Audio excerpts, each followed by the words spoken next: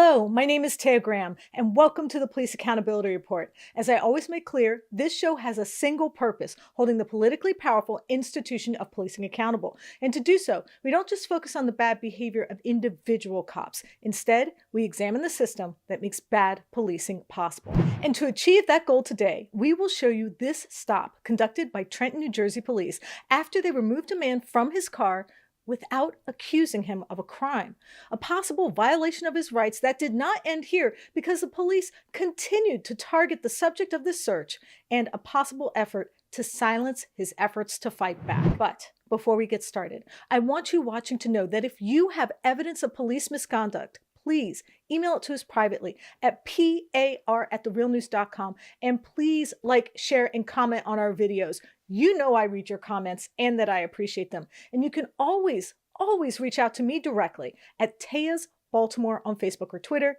And of course, if you can, please hit the Patreon donate link pinned in the comments below, because we do have some extras there for our PAR family. Okay, we've gotten that out of the way. Now, as we have often highlighted on this show, the growth of police power in the U.S. has come at a price, often at the expense of our constitutional rights. I mean, I doubt anyone could argue against the fact that our Fourth Amendment protection against unwarranted search and seizures has been eroded by legal precedent which gives police vast discretion to ignore it. I think it is safe to say that for any given scenario where police might want to search your car or your person or your property, the courts have conjured an exception which makes Fourth Amendment protections porous at best. But of course, the best way to demonstrate how this works is through the video I'm about to show you right now. It's a video of a car stop in January 2021 in Trenton, New Jersey that involves the stop, the search, and violent arrest of an Uber Eats driver. The story starts when a specialized crime unit was patrolling an area in Trenton they designated in their charging documents as high crime. Their basis for this assessment? The usual American police rationalization of impoverished, neglected, and over-policed. There, according to charging documents, officers encountered the ominous behavior of a motorist who, wait for it, was parked. Seriously. When they approached the vehicle, the officers wrote the person in the driver's seat, Michael Q. Banks, looked, okay, wait for it, startled. And for that reasons, officers felt justified to do this. Let's watch. Yep.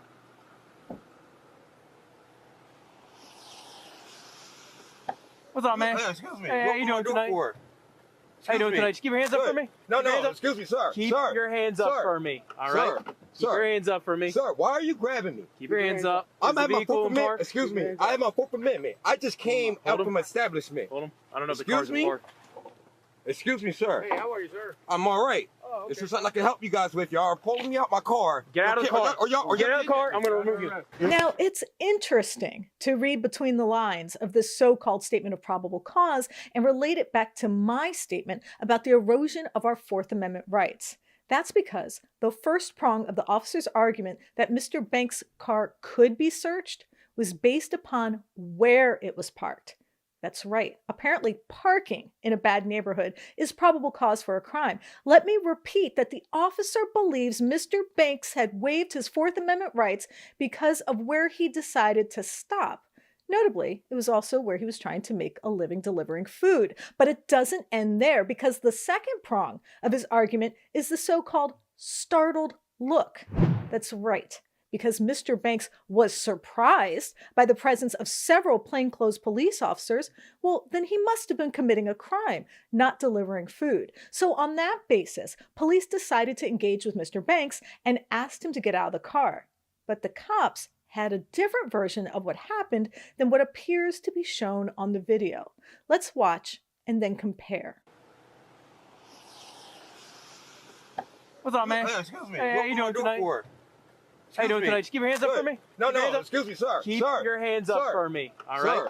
Keep your hands up for me. Sir, why are you grabbing me? Keep your hands up. I'm at my Fourth Amendment. Excuse me. I have my Fourth Amendment. I just came out from establishment. Hold on. I don't know if the car's in park. Excuse me, sir. Hey, how are you, sir? I'm all right. Oh, okay. Is there something I can help you guys with? Y'all are pulling me out my car. Get out of the car. Get out of the car. I'm going to remove you. Get under arrest. Get out. You're under arrest. You're under arrest. On the ground. You're under arrest. Car.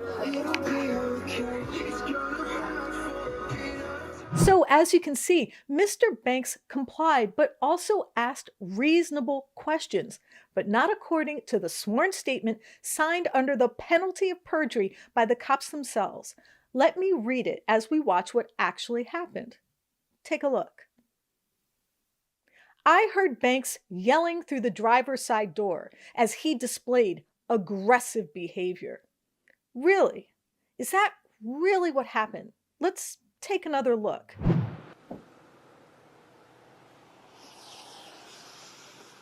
What's up, man? Hey, excuse me. Hey, how you doing tonight?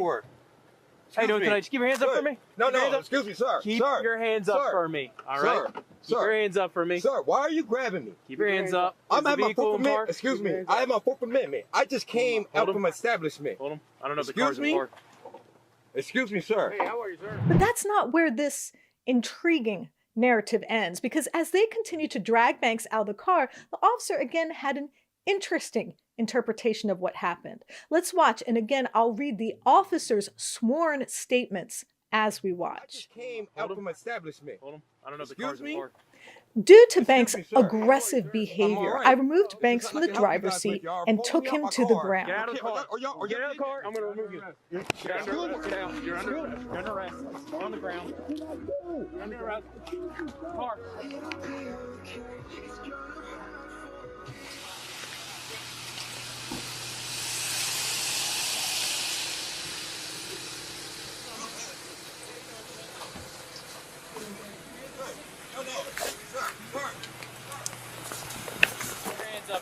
Why are you grabbing me? Keep your hands up. I'm at my Fourth Amendment. Excuse Keep me. your hands up. I have my Fourth Amendment. I just came out from establishment. Hold on. I don't know if the car's in park. Excuse me, sir. Hey, how are you, sir? I'm all right. Oh, okay. Is there something I can help you guys with? Y'all are pulling me out my car. Get out of the car. Get out of the car. I'm going to remove you. You're under arrest. You're under arrest. What did I do? You're under arrest. You're under arrest. I just came out. You're under arrest. Put your hands on your back. Sir, It's over, bud. Relax. Relax. It's over. over for what? Now, I don't know what you saw on the body camera video, but I think Mr. Banks' so-called aggressive behavior could be interpreted quite differently. What I saw was a man who was startled by the sudden presence of cops in apparent plain clothes, armed with guns, suddenly pouncing on his vehicle, ordering him out of it without explanation. I saw a man who was simply asking questions after being set upon. I mean, how would any of us react to the scenario we just watched? Cops suddenly descend upon your vehicle and demand you comply with orders, barking orders at you that you might not understand, especially when you know you haven't committed a crime. What exactly do police expect when they use these types of tactics? But of course, the cops weren't done. Not hardly, because after they had removed Mr. Banks from his car, they searched it. But this was not some sort of casual inspection. Instead, they literally tore the car apart. Just take a look.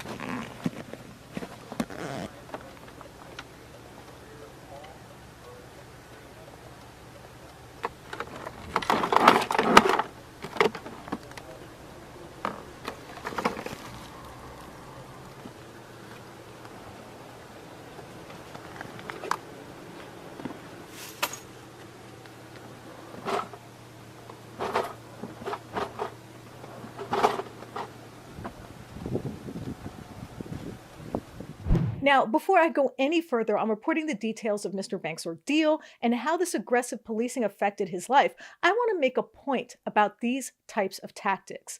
This manner of policing has been touted as the tough-on-crime solution to the country's continuing plague of violence. But this is also a perfect example of why this approach continues to fail. Whatever you think of the officer's actions, the net result is this: the disruption of a man working to make a living. The violent and dangerous encroachment on his personal freedom and the entanglement of a person in the highly suspect criminal justice system, which is best known for exacting fines, fees, and entrapping people who are vulnerable and ill-equipped to fight back. And for what? Simply because he was in the wrong neighborhood? Are we really adding geography to the vast litany of BS crimes in this country? Are we really going to start prosecuting people for where they park? Well, if you think what happened in this video is good policing, that's the policy you're endorsing. And so soon I will be talking to Mr. Banks himself about how this has affected him. But before I do, I'm joined by my reporting partner, Stephen Janis, who has been reaching out to the police department for comment. But there's a caveat here because this time Stephen is actually in Trenton, New Jersey, where he has been trying to get comment from the police department. Stephen, thank you for joining me. Hey, thanks for having me. I appreciate it. So first, what was Mr. Banks charged with and how did police justify the charges? Well, right now I'm actually in Trenton, New Jersey. We came to talk to the Trenton police spokesperson. This case raised a lot of questions for us, questions that we thought we might have to answer by coming up here.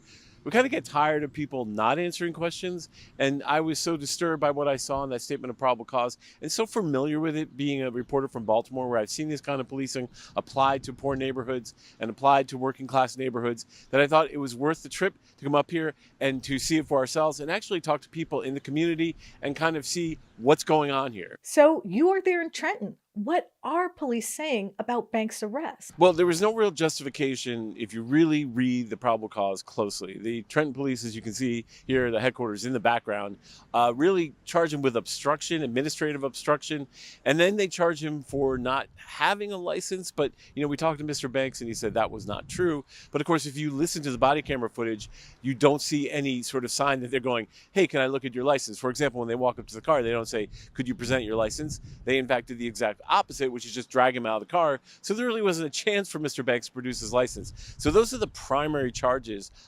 They obviously didn't find anything in his car. They searched it with what they call so-called negative results. So the charges were extremely minimal and really not justified in any way I can see by watching the body camera video. Okay, so we had spoken to them on the phone and then they agreed to do an interview with us and we talked to them specifically. We had 4 major questions, which I'm showing you on the screen right now, mostly related to how they justified the difference between what the officers said they did and what happened on body camera footage. You know, I wanted the salaries of these officers, but also I wanted explanation for this type of unit. Like, what was this unit? What is this, the tactics of the unit targeting poor neighborhoods or targeting neighborhoods that they say, hey, if you're there, you committed a crime? I wanted more explanation on that.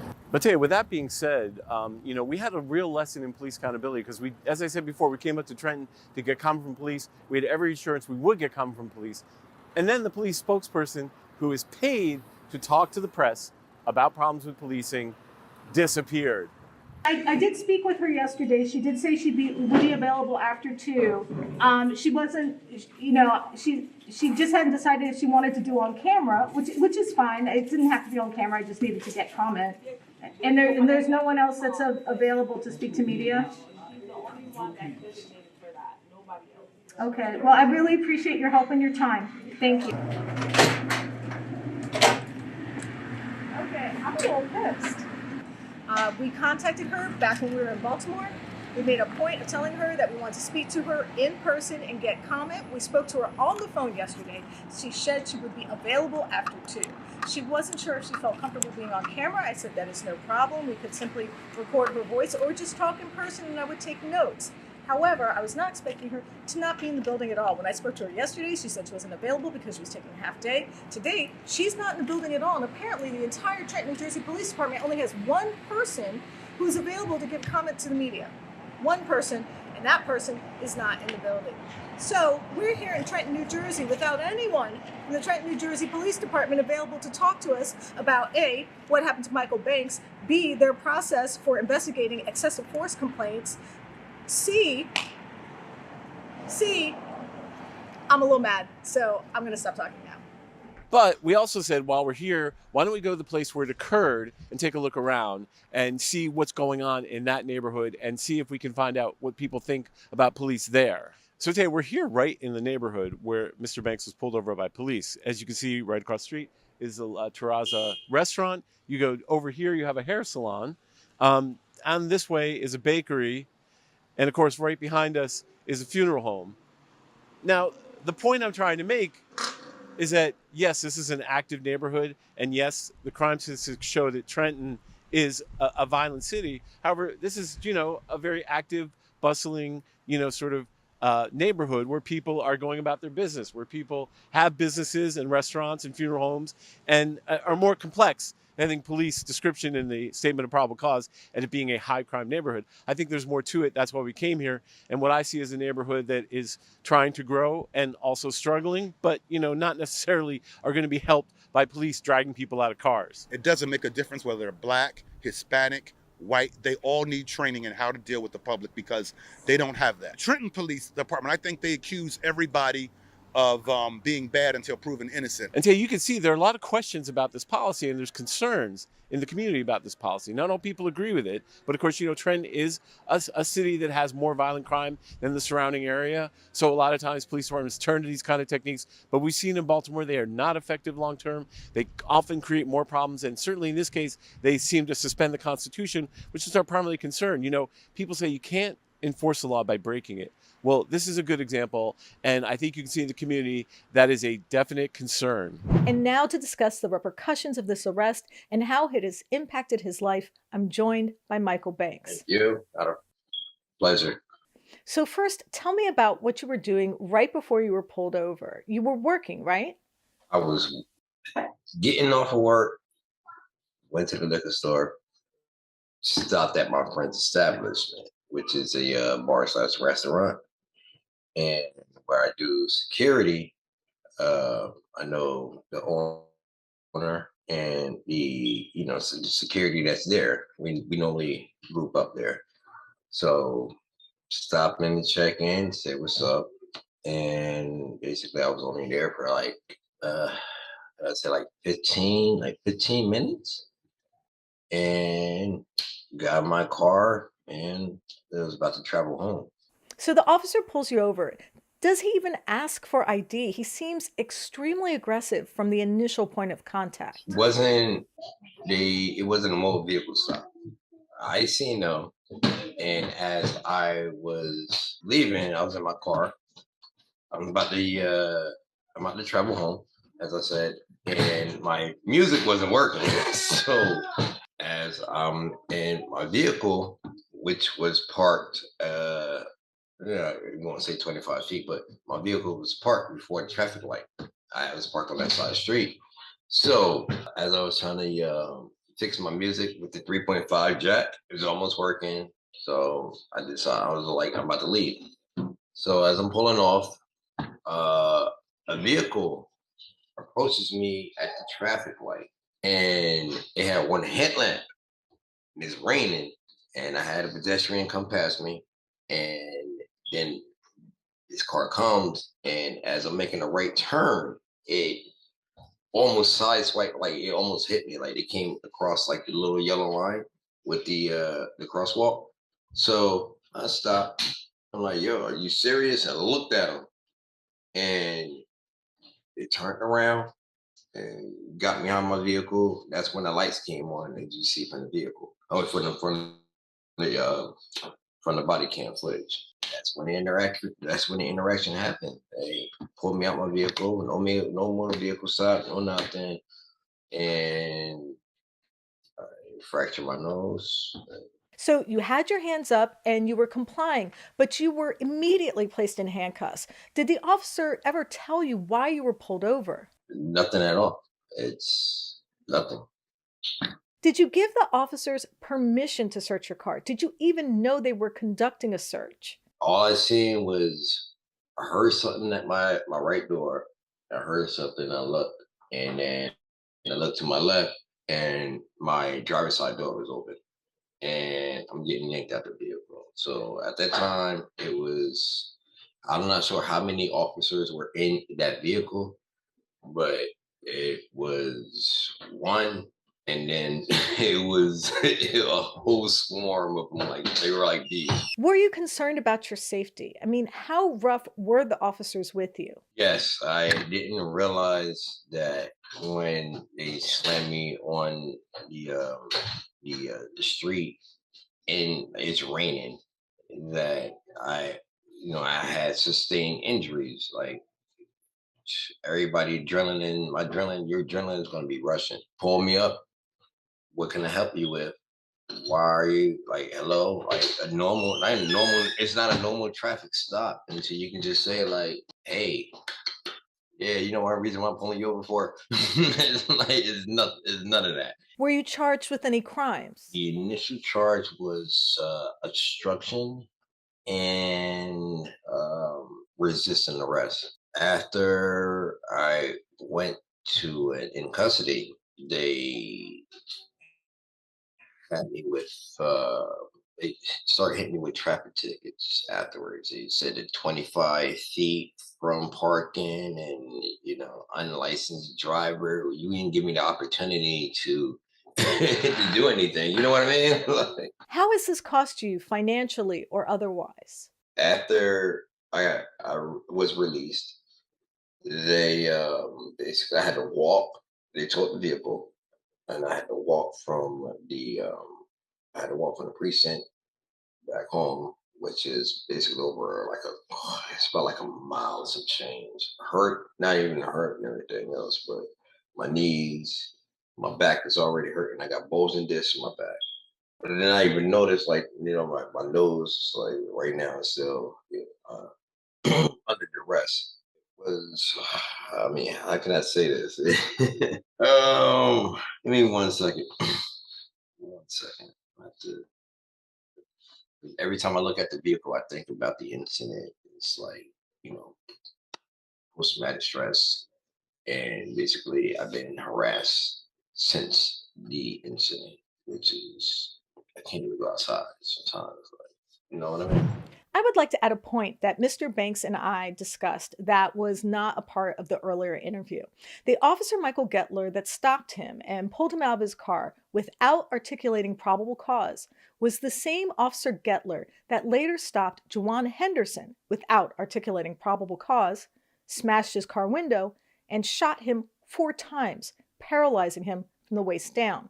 Perhaps if Internal Affairs had taken Mr. Banks' complaint more seriously, that tragedy may have been avoided. Okay, so usually at this point in the show, I share a specific case of bad policing to make a broader point about the system which enables it.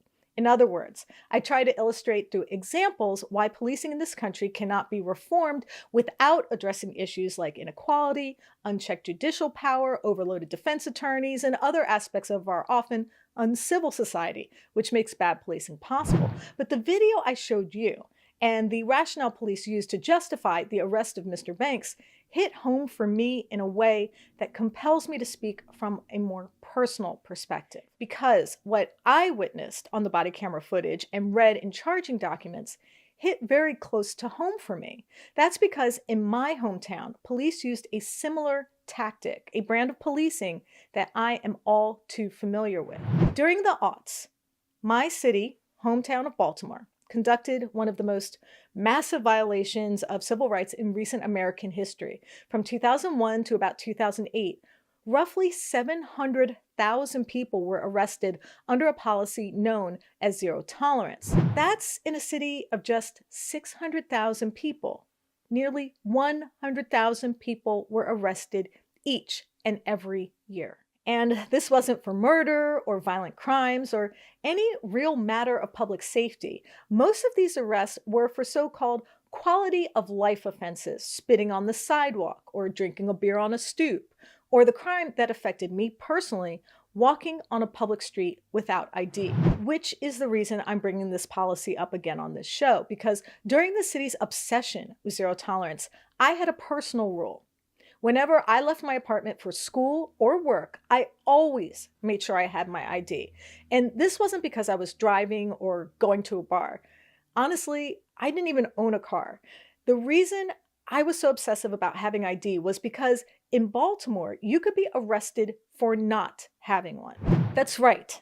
Despite the protections outlined in the First Amendment to travel and assemble freely without having to show a government official identification, in Baltimore, if you didn't have a license or government identity card, you could be locked up, meaning any officer at any time could simply get out of his car and ask you for ID. And I know this because it happened to me more than once. But of course, there was a catch, because this power to demand ID only applied to certain neighborhoods.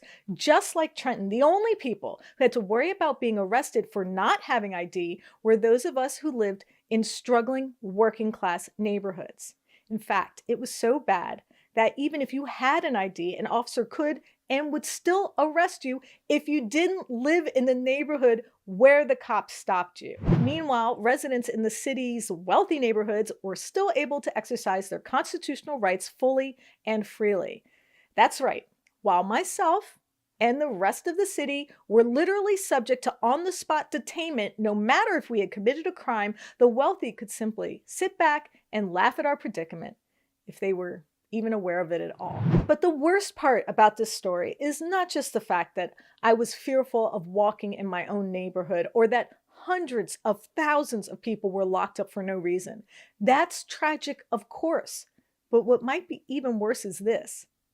It didn't work. Crime didn't go down. Poverty only got worse. My city's population continues to shrink, and today we are facing the same problems, if not worse problems, than we were then. In fact, in my opinion, zero tolerance took what little was left of the soul of our city and ripped it out and threw it in the trash marked American social neglect. It criminalized and demonized working class people to the extent that we have never really recovered here. It turned the city into a bastion of geographical fascism forged by indiscriminate law enforcement, permanently staining the psyche of my city and its people. And that's why when I watch the officers use the pretense of a bad neighborhood to ignore the rights of Mr. Banks, I was reminded of how that type of policing affected my life and my city. Just reading the statement of criminalizing being parked in a bad neighborhood echoed for me all the injustice and stupidity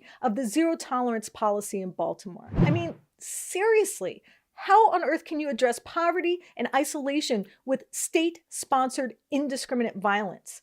Who on earth is going to want to live in a neighborhood already suffering from civil neglect if your solution is to send in armed thugs who simply ignore the law to enforce it?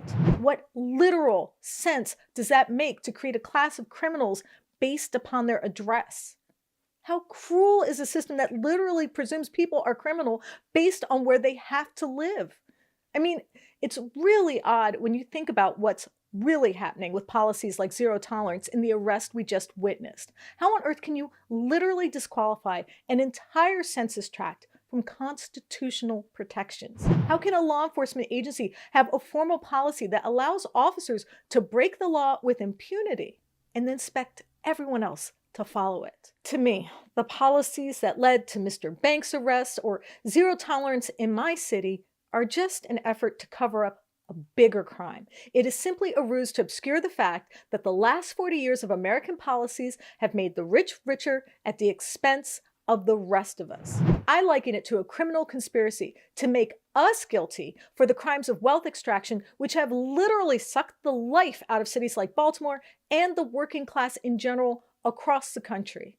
I mean, how else can armed government enforcers rip a person's personal property apart, put them in handcuffs, cage them without the supporting rhetoric of failure that makes anyone not rich or conventionally successful guilty by association? I mean, seriously, how else can you literally carve our constitutional rights into pieces without wielding the blade of inequality over our heads? It is like the sword of Damocles has been bought by a bunch of billionaires to dangle over us while they steal the foundation of freedom and justice out from under us like some sort of constitutional foreclosure sale. Let me tell you this, I have seen and lived under this type of regime. I have struggled and walked on the sidewalk in fear, not just of crime, but of the law itself. I literally live in a city where the Constitution had been suspended, a land where the rights of the people had simply been dissolved. A world where the crime was not how a neighborhood was allowed to degenerate in the wealthiest country on earth, but instead a place where the system could indict a person simply for not being able to afford to live someplace else. How's that for injustice? Well, I can tell you this, that's just one of the reasons I do this show and share with you videos like this, because I'm not going to let them hide what they do. I would like to thank my guest, Michael Banks, and his lovely family for letting me speak with him today. Thank you, Michael. And of course, I want to thank intrepid reporter Stephen Janis for his writing, research, and editing on this piece. Thank you, Stephen. Tay, thanks for having me. I appreciate it. And I want to thank mods of the show, Noli D and Lacey R, for their support. Thank you both. And a very special thanks to our Patreons. We appreciate you, and I look forward to thanking each and every one of you personally in our next live stream. And I want you watching to know that if you have evidence of police misconduct or brutality, please share it with us and we might be able to investigate for you. Please reach out to us. You can email us tips privately at par@therealnews.com and share your evidence of police misconduct. You can also message us at Police Accountability Report on Facebook or Instagram, or at Eyes on Police on Twitter. And of course, you can always message me directly at Tayas Baltimore on Twitter or Facebook. And please like and comment. I promise you, I do read the comments and appreciate them, even if I don't always get a chance to write a comment back. And we do have a Patreon link pinned in the comments below, so if you do feel inspired to donate, please do. We don't run ads or take corporate dollars, so anything you can spare is greatly appreciated. My name is Taya Graham, and I am your host of the Police Accountability Report. Please, be safe out there.